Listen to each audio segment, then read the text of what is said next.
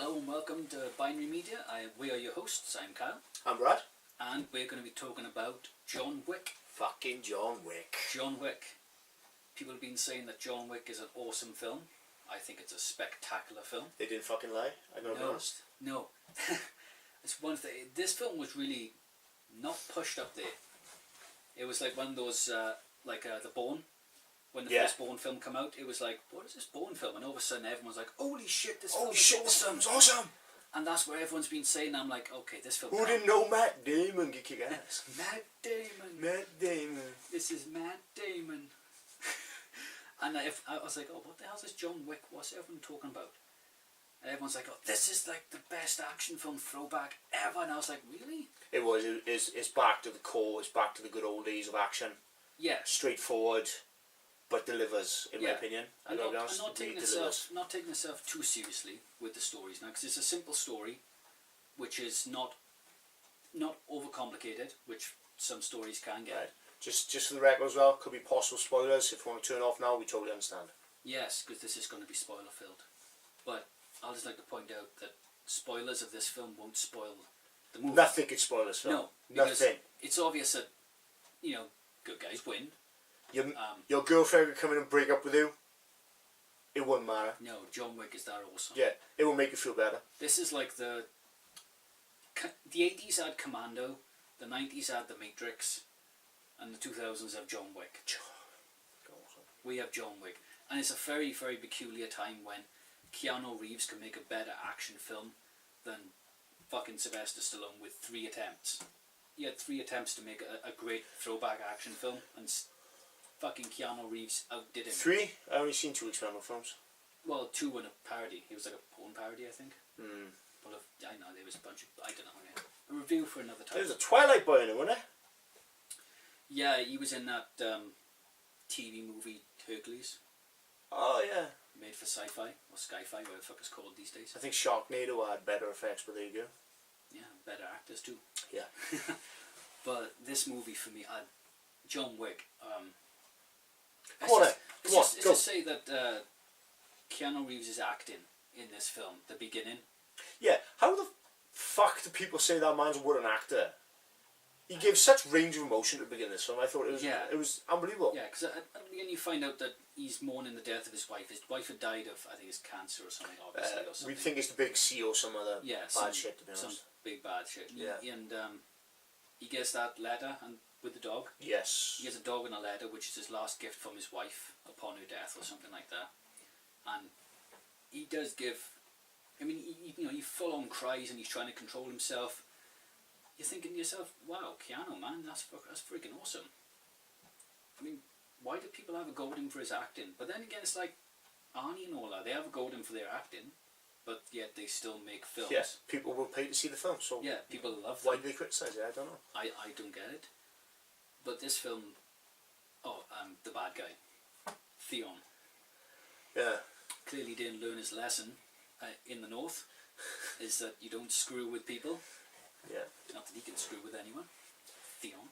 Anyway, the character of John Wick we basically find out is the fucking boogeyman that mobs is afraid of. Yeah. Everyone is shit scared of him. He's now retired, but Theon Greyjoy kills his dog. Steals his car. You know, some might laugh at that story. To be honest, if someone killed my dog, I'd do exactly the same if I was a highly trained individual. It's a nice little moment when he's talking to the bad guy from Ghost Protocol. I can't think of his name. No, yeah. No. I think he's Swedish or something. It's a very Swedish name. I couldn't say it. But when he's telling him, he's like, John, it's a fucking dog, and he explains to him that it was a last gift from his wife for one, and that he had a chance with his dog not to mourn alone. Yeah. He wasn't alone, and that his sons took it from him, stole it from him. And that was a nice little moment. So it explains that it's not just a dog; it's what the dog represented as well. The dog represented hope. Yeah, hope and hope for a normal life. Hope. Yeah, but it's hope in general. Yeah, for a more tomorrow. But this film, it sort of blends the line between comic and which I thought was really good. Yeah, not comic as in comedy, but comic as in the comic style of which is done. Yeah, because they got like the bit with the cop. The bit with the cop is absolutely hilarious. Yeah, basically the Russian guy sends a pile of dudes after him to kill him because he's like, if I don't kill John Wick, he's going to kill my son and me and everyone else. So he wipes out this mob in one of the best action scenes I've seen in a long time. I got to talk about this. The choreography, the fight scenes, Keanu Reeves doing it all himself is absolutely phenomenal. You've got your jiu-jitsu in there, you've got your judo, some aikido. He is just shit hard, right? It is so fluent. The gunplay, everything is absolutely spot on. People will love it. That's what I got to say on that. That's one thing I really liked, and I was telling you about when it was how completely fluid and natural Keanu Reeves is when he's doing this action. And I was character John Wick, when he's boom, boom, always in the head as well, headshots all around and stuff. Yeah. That was absolutely fantastic. Absolutely brilliant. A great action scene. I was like, holy crap, this is awesome. When he breaks that dude's neck as well. Yes. That was fantastic. But then we'll talk about John Wick makes his way to the big city. From my understanding, it looks like New York, but it isn't New York, if that makes sense. It's supposed to be some sort of fictional city. And he checks into the Continental. Yeah, the Continental Hotel. The Continental. Let's talk about a bit about the Continental, because I thought this was something I'd never seen before. I thought it was really cool. The Continental Hotel, which is a safe house for all assassins. Yeah, a hotel for assassins. A hotel for assassins. Once you're inside, no business can be conducted inside. Yeah, I thought that was really cool. And you got that really suave black dude who got like a Frenchy accent. Yeah, the concierge. Yeah. The concierge. The concierge. He's just like, hello, Mr. Wick. It's nice to have you back. But it's very much the Highlander rule in it. It's like that. The immortals don't fight on holy ground. The assassins don't fight in the Continental. Yeah.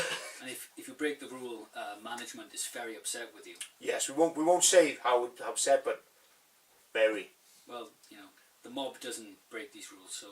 Yes. And neither does assassins, so you can see rules are not made to be broken in the Continental. But we see John Wick check in, goes to his room, he goes down to the basement. It looks like just a normal basement, all the pipes and everything. And then he basically goes through this door and there's a friggin' huge nightclub underneath. Yeah, nice little jazz nightclub. Yes. Nightclub. Anyway, everyone's just sat chilling.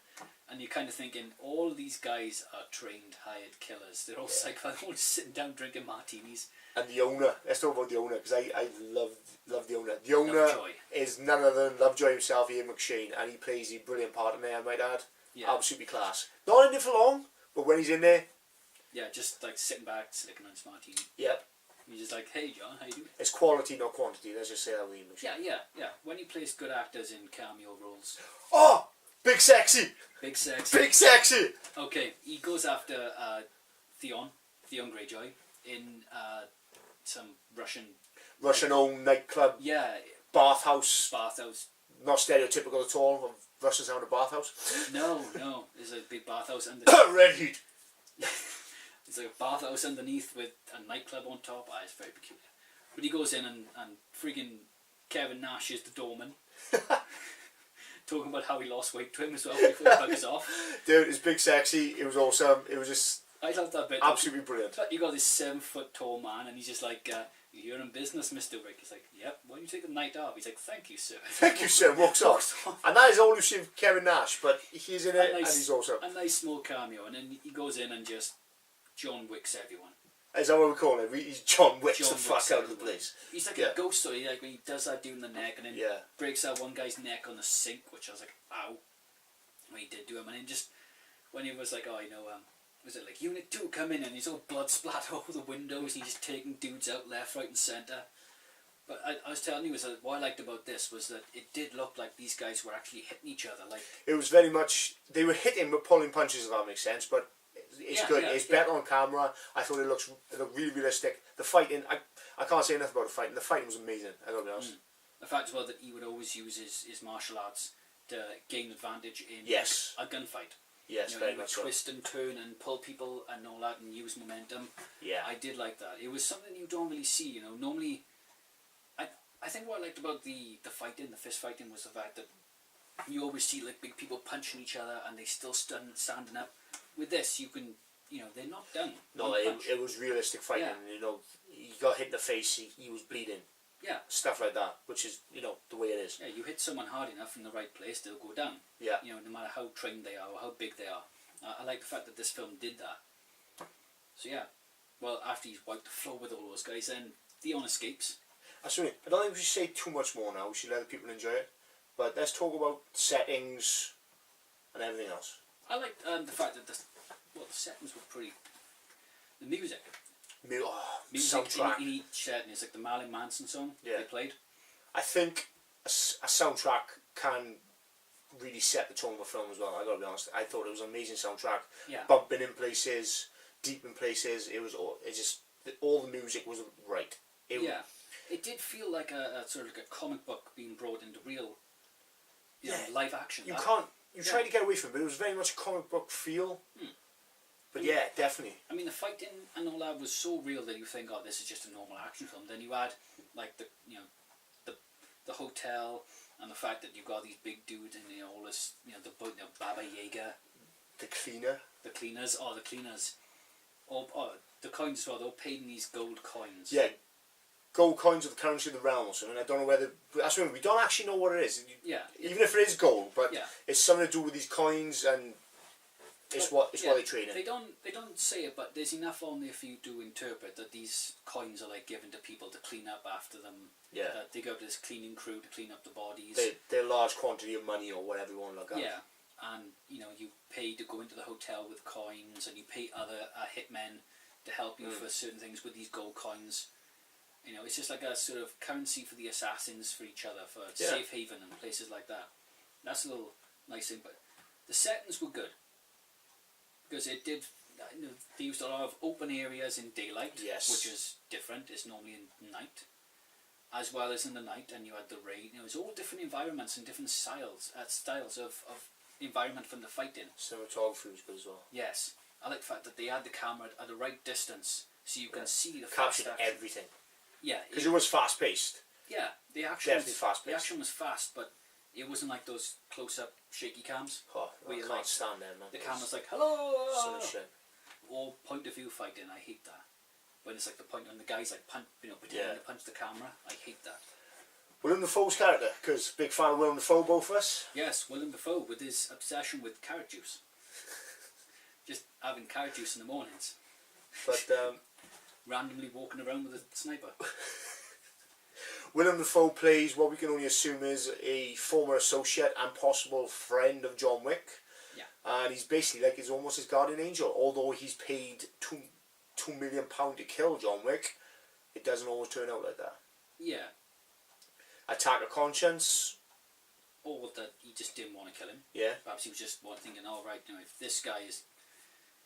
Why did he want him to be killed? Yeah. Curiosity, considering John Wick's out of the game. Yeah, exactly.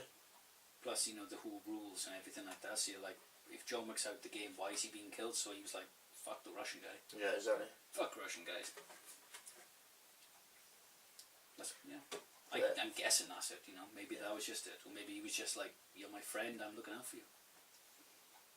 But anyway, I highly recommend you see this film. I can't recommend it enough. Your final thoughts on it? Final Thoughts is one of the best action films I've seen in the longest time. Non-superhero action film, I should say. We got to specify that. Yeah, non-superhero, because you got like Captain America, which is awesome. Winter Soldier. Definitely Winter Soldier. So non-superhero action film, I would say this is one of the best I've seen in a shitload of years. Way better than anything that have popped out. And it's low budget as well, so everything was done for a purpose. There was no sort of scenes where there was no that's purpose. Just because it's low budget don't mean anything good. I think it was better than some of the fucking big budget ones we got up there. Yeah, that's what I mean. Way better. Because you've got like a low budget, you can't afford to have scenes or things that don't make any sense in a film. So everything was boom, boom. It kept moving forward, and everything was relevant to the plot. There was nothing. Yeah, very much. Yeah, it was. There was nothing on the screen that for me was like, why is that included? And nothing. Excess shit. Yeah, just ridiculous things that the director wanted to shove in there. Everything was done for a reason, for the film and for the entertainment of the audience, which is us. Because I got to be honest, it was action, it was fast paced, it was drama, but even slight tinges of humour. Because some of the scenes were funny. I got to be honest. Yeah, it was one of those moments though that you see like dark humour for the audience. Yeah, the dry cleaning bit. Yeah, the dry cleaning bit was awesome. It's like some of the fights as well when you're like, oh. When you're like laughing, you're like, ha ha. Oh shit. Yeah, because John Wick's people. Definitely. That's all I'm gonna say. John Wick's people. John Wick. But Definitely. I love this film. I give it a solid 5 out of 5. I recommend you buy it on Blu-ray. I recommend you go see it in the cinema. I recommend the whole 9 yards. I'm going to go with the whole thing of this has actually set the bars for the way this sort of genre movie should be made. This is, in my eyes, just behind, and I say just behind because they stand out by themselves, the Raid 1 and the Raid 2. I'm sorry. Yes. That's the only thing that surpasses this for obvious reasons. Mm-hmm. But John Wick is... It's there. It's definitely there. That's what I mean. And upon this review, we've also learned John Wick 2 is happening. So very excited about it. Whether it's going to be a prequel or continuation, we'll let you know. I'd be happy either way. Well, do a fucking prequel and do carry on. No, I'll make it a trilogy. I'm happy with that. Yeah. I hope this sort of sets the bar for future action films. That Yes. they don't need a super huge budget and super explosions. They can keep it simple, but at the same time keep it relevant and freaking awesome. Yes. I mean, that's what I loved about it. Was just so everything, the action, the dialogue, everything was awesome. Even the people in there, like when the Russian guy was sipping his fucking cognac. Yes. And singing that. He song. was a classic villain. I like classic Yes. villains. Classic villains sell, in my opinion. Yeah, he was good. He played it really well. I'm sorry I don't know his name. Yeah, we're really sorry on this. We will get better at this, but I know who he is, and he's a good actor. Yeah. He's a big dude as well. but you give it a 5 out of 5? I give it a 5 out of 5. I'm going to give it a 10. Out of 5? A 10 out of 5 because it's that fucking awesome. Argue with me all you want. I don't care. I'm not that good at maths. I don't give a shit. 10 out of fucking 5. I don't think many people will argue with it. It's been given. Everyone's loved this film. Yes. And it could start Keanu Reeves' freaking awesome comeback into action films. We'll leave it at this, right? 10 out of 5. Please watch this movie. You will enjoy it. That's all we need to fucking say. Go watch this film. Yes, give Keanu, Support this film. Get Keanu fucking Reeves the props he deserves. Give Keanu Man's a the fucking support. legend. Indeed. Indeed. That is all we have for today. That's our review. Please like and subscribe, and we'll see you next time. Question mark? Crash and burn.